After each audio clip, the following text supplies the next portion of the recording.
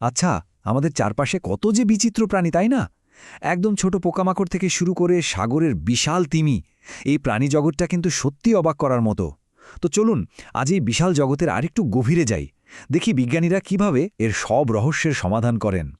এই যে এখানে দেখুন, একটা টিকটিকি, একটা আরশোলা আর একটা তারা মাছ।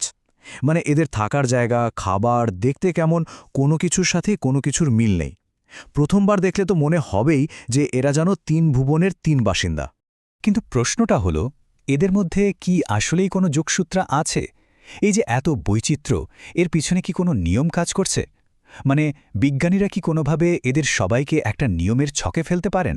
হ্যাঁ, এর একটা সমাধান আছে, আর সেটাই হলো শ্রেণীবিন্যাস, ইংরেজিতে যাকে বলে ক্লাসিফিকেশন। ব্যাপারটা জানেন অনেকটা একটা বিশাল লাইব্রেরির মতো।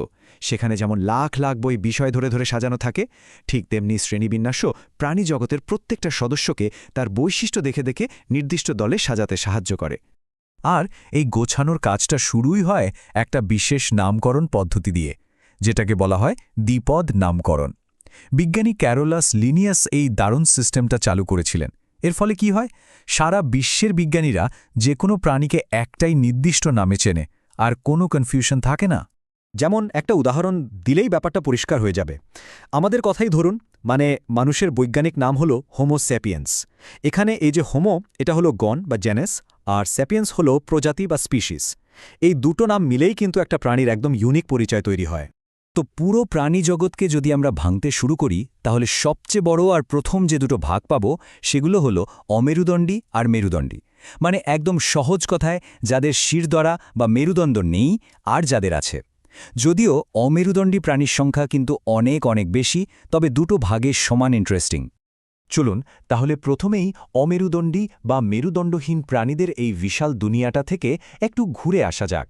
জীব বৈচিত্র্যের সবচেয়ে বড় যে অংশটা, সেটা কিন্তু এখানেই লুকিয়ে আছে। সবার আগে আসছে পরিফেরা পর্বের প্রাণীরা। এদেরকে আমরা স্পঞ্জ নামেই বেশি চিনি।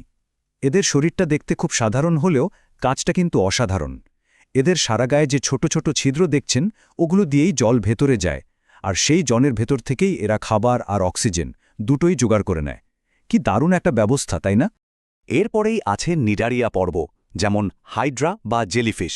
এদের দেহের ভেতরে সেলেন্টারান নামে একটা ফাঁপা জায়গা থাকে, যেটা খাবার হজম করতে সাহায্য করে। আর সবচেয়ে মজার ব্যাপার কি জানেন? শিকার ধরার জন্য এদের শরীরে বিশেষ এক ধরনের কোষ থাকে, যা থেকে বিষাক্ত কাঁটা ছিটকে বেরিয়ে আসে। এবার আসি অ্যানিলিডা পর্বের কথায়। এর সবচেয়ে ভালো উদাহরণ হল কেঁচো।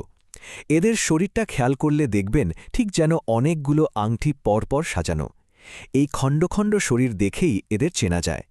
আর এরা যে মাটির জন্য কতটা উপকারী সে তো আমরা সবাই জানি। আর এইবার আসছে প্রাণী জগতের সবচেয়ে বড় পর্বটা, আর্থ্রোপোডা। মনে আছে সে আরশোলাটার কথা? প্রজাপতি, চিংড়ি, কাকড়া সবাই কিন্তু এই দলেই পড়ে। এদের পাগুলো জোড়া লাগানো, মানে সন্ধিযুক্ত, আর বাইরের শক্ত খোলসটা একটা বর্মের মতো কাজ করে। সম্ভবত এ কারণেই এরা পৃথিবীর সবচেয়ে সফল প্রাণীদের একটা দল। এরপর আসছে মোলাস্কা পর্ব। এদের নাম থেকেই বোঝা যায় এদের শরীরটা খুব নরম। ডাঙায় যেমন শামুক, তেমনি সামরের বিশাল অক্টোপাস সবাই এই পর্বের সদস্য। আর এই নরম শরীরটাকে বাঁচানোর জন্যই এদের অনেকেরই একটা শক্ত খোলস থাকে। অমেরুদণ্ডী প্রাণীদের এই সফরে আমাদের শেষ পর্ব হল এখাইনোডার্মাটা। একদম শুরুতে যে তারা মাছটা আমরা দেখেছিলাম, মনে আছে? ওটা কিন্তু এই পর্বেরই সদস্য। এদের চামড়া কাঁটাযুক্ত হয়, আর চলাফেরার জন্য এদের আছে শত শত ছোট ছোট টিউবের মতো পা, যেগুলোকে বলে নালিকা পদ। জলের চাপ ব্যবহার করে এরা এগুলো দিয়ে চলে, শিকার ধরে। দারুণ একটা কৌশল। তো অমেরুদণ্ডীদের জগৎটা তো ঘুরে দেখা হলো। এবার চলুন সেই দলে যাওয়া যাক যাদের মেরুদণ্ড আছে, অর্থাৎ যে দলের সদস্য আমরা নিজেরাও। মেরুদণ্ডীদের মধ্যে সবচেয়ে বড় দলটাই হলো মাছের, বিশেষ করে অস্টিকথিস বা যাদের শরীরে হাড়ের কাঁটা থাকে। এরা তো জলেই থাকে আর ফুলকা সাহায্যে শ্বাস নেয়। আর এদের শরীরের ভেতরে একটা পটকা থাকে, যা এদেরকে জলের মধ্যে ভেসে থাকতে সাহায্য করে, অনেকটা সাবমেরিনের মতো। এরপর আসছে উভচর বা অ্যামফিবিয়া শ্রেণীর প্রাণীরা, যেমন ব্যাং। এদের জীবনটা কিন্তু খুব ইন্টারেস্টিং। ছোটবেলায় থাকে মাছের মতো জলে, আর বড় হয়ে চলে আসে ডাঙায়, মানে জল আর ডাঙা দুটো জায়গাতেই এদের জীবন কাটে। আর এদের ভেজা চামড়াটাও কিন্তু এদের শ্বাস নিতে সাহায্য করে, এটা এদের একটা স্পেশাল ক্ষমতা।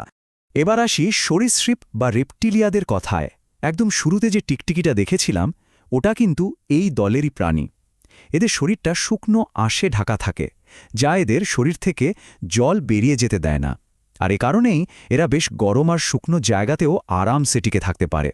এরপরেই আসছে অ্যাভিস, মানে সোজা কথায় পাখি। এদের চেনার সবচেয়ে সহজ উপায় কি? পালক। একমাত্র পাখিদের শরীরেই পালক থাকে। আর মজার কথা হলো, এই পালকগুলো কিন্তু সরীসৃপদের আঁশ থেকেই ধীরে ধীরে তৈরি হয়েছে। এই পালক দিয়েই এরা ওড়ে, শরীর গরম রাখে, এমনকি নিজেদের মধ্যে যোগাযোগও করে। আর সব শেষে স্তন্যপায়ী বা ম্যামালিয়া শ্রেণী, মানে আমাদের শ্রেণী। মানুষ, বাঘ, এমনকি সাগরের তিমিও সবাই এই দলেই পড়ে। এদের দুটো প্রধান বৈশিষ্ট্য হল শরীরে লোম বা চুল থাকা আর শাবকদের দুধ পান করিয়ে বড় করা। এটাই এদের আসল পরিচয়। তাহলে তো অনেকগুলো পর্ব আর শ্রেণীর উদাহরণ দেখা হলো, তাই না? চলুন এবার এক নজরে দেখি এই পুরো সিস্টেমটা কিভাবে কাজ করে, কিভাবে এই সব প্রাণীকে একটা কাঠামোর মধ্যে ফেলা হয়। এই দেখুন, এটাই হলো শ্রেণীবিন্যাসের 7টা ধাপ। ব্যাপারটা ঠিক আমাদের ঠিকানার মতো। যেমন জগৎ বা কিংডম হলো দেশ, আর একদম শেষে প্রজাতি বা স্পিসিস হলো বাড়ির নম্বরটা। মানে ওপর থেকে যত নিচের দিকে নামা যায়, পরিচয়টা তত বেশি নির্দিষ্ট হতে থাকে। এই পদ্ধতিতেই প্রত্যেকটা প্রাণীর সঠিক জায়গাটা খুঁজে বের করা হয়। তবে একটা কথা মনে রাখা খুব জরুরি, এই যে শ্রেণীবিন্যাস, এটা কিন্তু পাথরে খোদাই করা কোনো নিয়ম নয়। এটা অনেকটা একটা জীবন্ত জীবন বৃক্ষের মতো। বিজ্ঞানীরা যখনই কোনো নতুন তথ্য পান, বিশেষ করে এখন ডিএনএ টেস্টের মাধ্যমে, এই গাছের ডালপালাগুলোও কিন্তু বদলাতে থাকে, আরও সঠিক হতে থাকে। আর এটাই কিন্তু আমাদের একটা দারুণ প্রশ্নের সামনে এনে দাঁড় করায়। জ্ঞানের এই যে বিশাল জীবনবৃক্ষ, এর কতটুকু আমরা এখনও জানতে বাকি রেখেছি? আরও কত যে অদ্ভুত অচেনা প্রাণী আমাদের আবিষ্কারের অপেক্ষায় লুকিয়ে আছে, কে জানে? ভাবলে কিন্তু অবাক লাগে, তাই না?